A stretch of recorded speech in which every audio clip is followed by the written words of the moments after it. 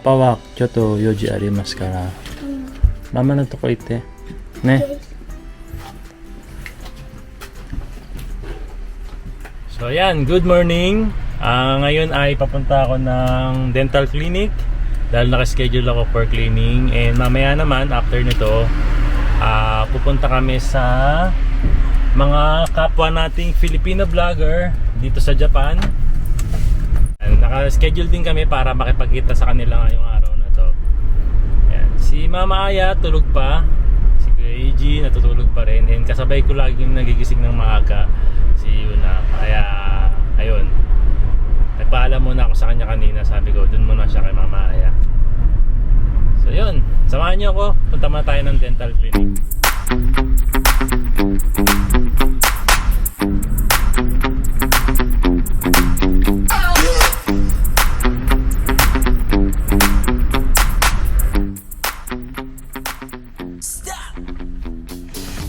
So nandito na ako ngayon sa dental clinic. Medyo napaaga lang ako ng konti, pero mag-aantay na lang ako ng oras. Ayan, pasok na ako sa dental clinic.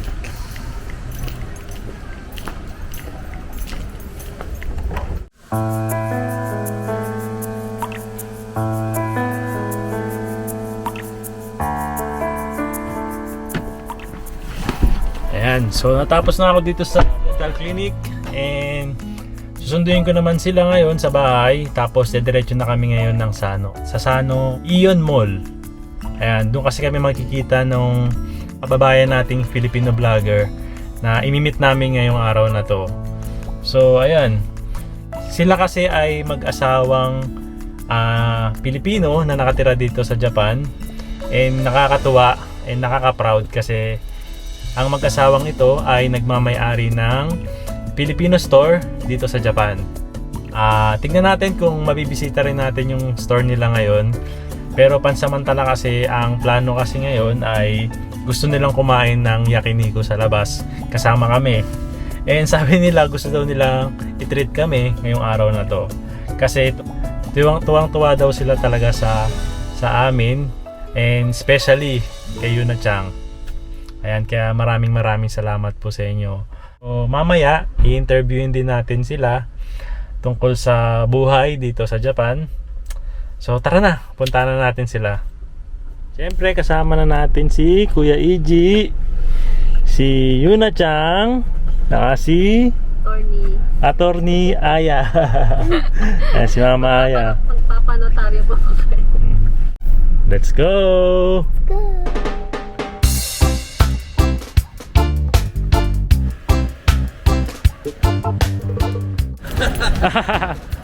Hello po, magandang tanghali po mga ka-idol. Ito po si Kuya Eiji, si Yuna, saka si Aya. Tutukan kayo Hiroshiko na nga. Kasama na namin ngayon sila Kuya James. Hello. Saka si si Ate Geraldine. Ayan, sila po ang ating mga ka-idol TV. Ayan. So, ayan, mamaya i-interview natin din sila.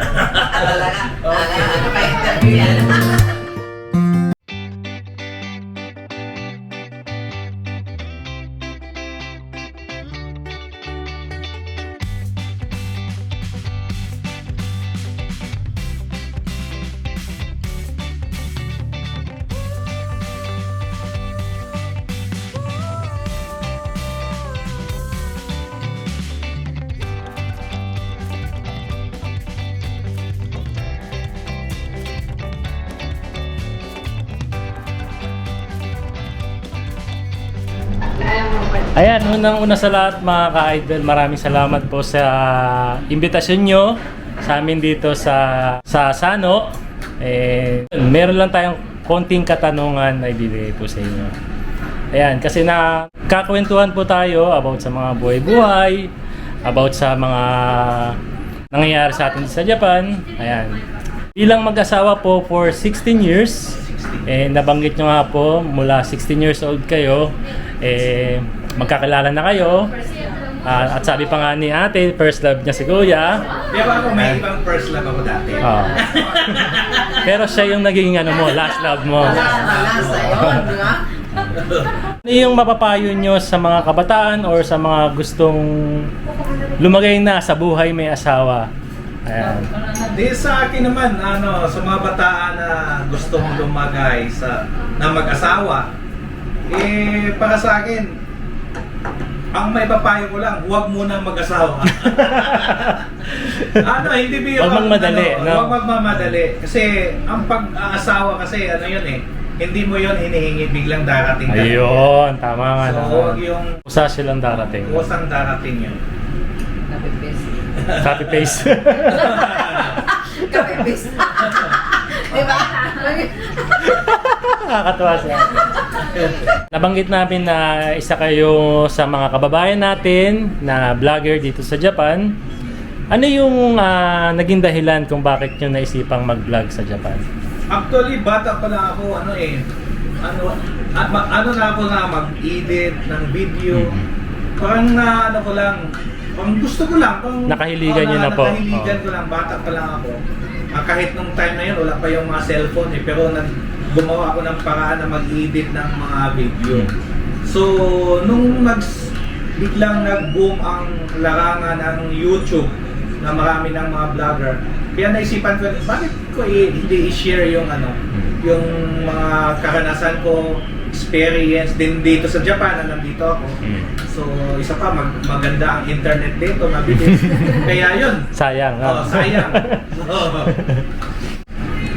Copy paste. Kapipis.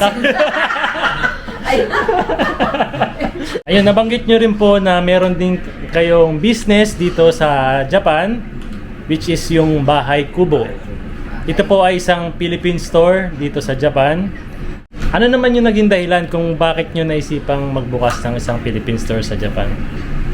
Yung pagbubukas namin ng Philippine store sa Japan, parang hindi namin pinaplano. Walang plano yan. Walang plano yun. Actually, nung nagtrabaho pa kami doon sa Hitachi, ang hilig din niya kung may mga order, kasi dumating yung maraming trainee dito sa Japan, may nagtatanong, saan ba tayo bumili ng suka, toyo, ganito, mga sangkap sa pangluto. Kaya ito si Mrs. naisipan niya, sige ako mag-order. So tinubuhan niya ng konti hanggang dumami ang nag-order nun.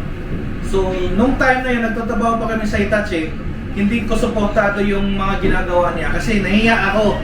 Nagdala ng mga saging, kasi may mga order tuyo, ang bigat kaya, no? Kaya hindi ko yun gusto. So hanggang dumami ang mga order, mga customer na, nagpunta na sa amin yung trainee sa bahay, ganito. Kaya naisipan namin na mag-open na lang tayo kaya ng space kasi alam mo naman mga Pilipino, may mga Pilipino din na yun, tinatakot kami, wala kayong lisensya, papuntahan kayo ng pulis dyan, mga ganun. So, naisipan namin na mag-open ng talaga, yung legal na negosyo, kumuha ng business permit, mga ganun dito sa Japan.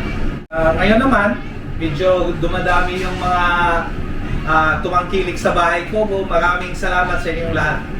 So, yun. Meron po bang mga naging pagsubok kayo na naranasan dito sa Japan bilang Pilipino and bilang owner ng isang Philippine store? Nako. Grabe, ang dami. Ang dami naming pinagdaraanan na problema din. Kasi nung kinuha niya ako bilang tourist muna dito sa Japan. So, ang akala kasi namin noon na pwede namin i-process yung visa ko dito sa Japan. Pero hindi na ginagrant ng immigration, kaya nag-TNT ako nung time na yun. So 1 year and 3 months yata nag-TNT ako. So nung nahuli ako doon sa pinagtrabahoan ko, akala ko makauwi na ako sa Pilipinas. Yun, pinagbawalan ako noon magtrabaho. So siya lang nagtrabaho, timing pa yun na global crisis. So wala kaming maibili ng gatas para sa anak namin. Na-experience namin na putulan kami ng kuryente dito sa Japan. Tapos super hirap. Kahit may sasakyan kami pero walang panggas. Yun. Pero yun ang mga yung mga experience na yan, yun ang ginawa naming inspirasyon para kami magiging successful dito sa Japan. Tayo mga Pilipino, kapag nasa ibang bansa tayo, hindi po talaga ganun kadali, no? Hindi po ganun kadali. Pero kayo po, ang dami yung pagsubok na naranasan nga. Pero eto, nagiging successful yung pagbukas nyo ng Philippine store dito sa Japan, no? Ano po yung maipapayo nyo naman sa mga kababayan natin na gusto rin pumasok sa ganitong negosyo dito sa Japan or sa Pilipinas man? Ayun. Ano lang, bilang isang negosyante sa ngayon, tiyaga siguro, sipag at tiyaga. Pag at tiyaga. Ang kapital para magiging successful ka sa kung ano man, larangan na kung ano, sa negosyo or ano. So, yun. Ayun, maraming salamat po mga ka-idol, no? Si ate, okay. Anong masabi niyo po? Kapipis. Siyempre, kailangan maging legal ang ating sa negosyo lang talaga. Legal talaga ang dapat natin dito sa Japan kasi sa Japan, di ba? Ang hirap pag hindi legal, daming mananakot sa'yo. Kahit naman po. Kapwa pa natin Pilipino, yun.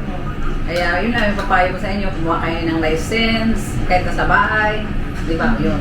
Kahit siguro nasa ibang bansa ka o nasa Pilipinas, kailangan legal. Talaga. Mas maganda legal. Para wala kang pangamba. Wala kang isipin na pangamba, nako. Pag hindi ka legal, nako. Ayun. Legal wife. Legal wife. Ayan. Legal wife na. Ka-Idol TV, konti pa lang ang subscriber namin. Sana matulungan kami ni Jeff na ma-flex yung namin channel para naman madagdagan. So sana po tangkilikin nyo po yung YouTube channel namin. Ayan, yung mga kababayan nating Pilipino. Oh. Mga OFW din sa nasa ibang bansa, please support us. Ayan, subscribe. Sa mga Pilipino na nandito sa Japan, kung gusto niyo ng mga Filipino foods, kung takam kayo sa mga Pinoy na pagkain, nandito po ang Bahay Kubo, handa magserbisyo para sa inyo. Through online. Meron din kaming FB page sa Bahay Kubo, FB Bahay Kubo din. Bahay Kubo din. Ayun, maraming salamat po mga ka-idol. Ayan, katatapos lang namin mag-lunch kasama ang mga ka-idol natin. Ayan, so sana supportahan nyo rin ang ating mga kababayan na vlogger dito sa Japan.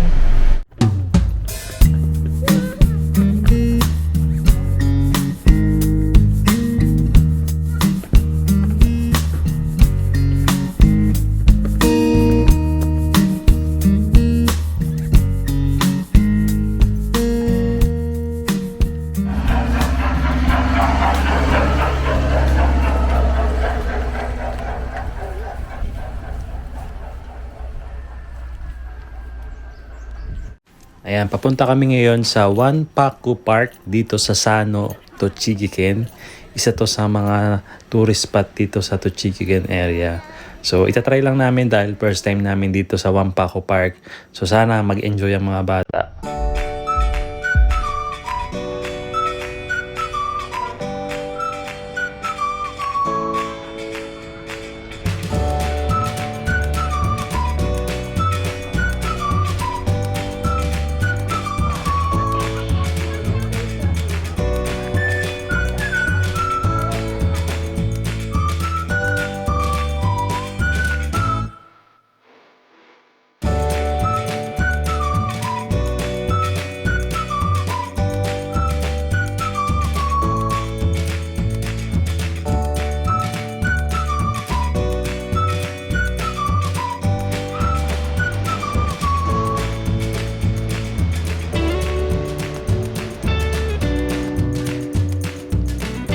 Ayan, gusto lang sana naming batiin si Nanay Chona Takan ng happy 60th birthday. Ayan, happy 60th birthday po Nanay Chona.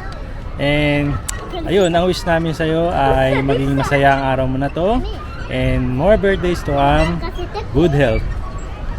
Happy birthday po. And maraming salamat din po pala Nanay Chona sa lagi mong panonood sa aming mga videos. Ayan. Ingat po and kita-kits.